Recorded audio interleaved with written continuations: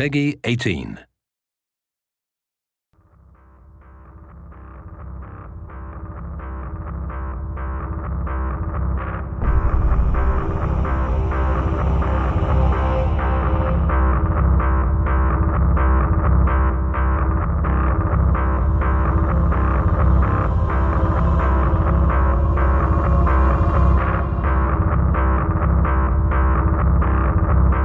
We really wanted something unique and a real incentive, and we thought it would be really nice to have a taste of the Hitman fantasy.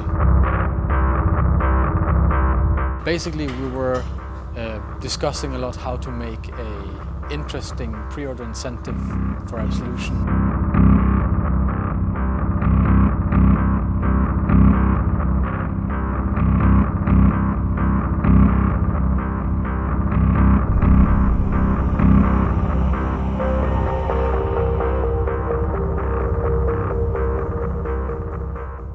We had all kinds of ideas about what we could do with levels or characters or weapons, and then there was this, we had like an old design of like a sniper challenge map.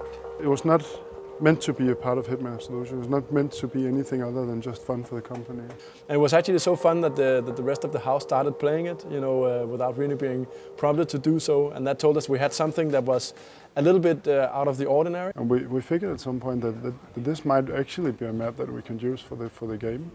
We knew that the fun factor was quite high, so we just needed to look into how do we implement this into being in the Hitman fantasy.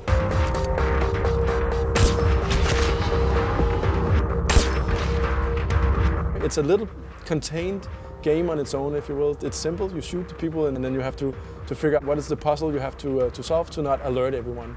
And we actually took that whole concept and said, okay, if we're to do this as a product, how would that then be? And that turned into the Sniper Challenge. It's teasing a lot of little moments that you will go through in Absolution, but it's not directly linked. That's also part of the kind of strength of it, is that it is an addition to the main game. The Sniper Challenge is you seeing the world through a scope, and we have a lot of stuff going on in the game with a pretty advanced AI and a lot of options. So the initial phase was just trying to figure out how do we make sure that all the stuff that's in Absolution somehow makes it across the sniper scope and onto the roof of the building that you are focusing on. That's your main target. On the Sniper Challenge, we wanted to create a skyscraper where a weapons dealer was hosting his annual release party for his shareholders. And Agent 47 has the task to actually go in and take this weapons dealer out. And to do this, we had to create a gameplay field where the player could explore different possibilities of fanciful kills and not getting discovered at the same time.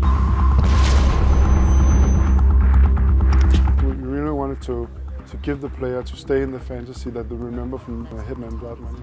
We need to be in the atmosphere of this classy hit, classy target that Hitman needs to take down. There is the sense that whatever you do, it will kind of ripple out into the whole map. And you have to kind of think twice before making your move. One of the moments I like best in the Sniper Challenge is actually something that came in fairly late, which is the elevator challenge we did, where you can distract the guard and then shoot a fuse box. And then if you're fast, you shoot them into the elevator shaft and then the elevator doors close. And I think it's a beautiful way with game mechanics to sum up the kind of the refinery of being a really, really cool assassin. You're shooting a guy, but you're also both distracting him and disposing of him at the same time. One of the things that is a really interesting challenge for us is to put as many characters as possible for the player to discover. And it's not just the main cast. We have this ninja that kind of looks like he's about to commit suicide, and you're kind of like helping him a bit in the way.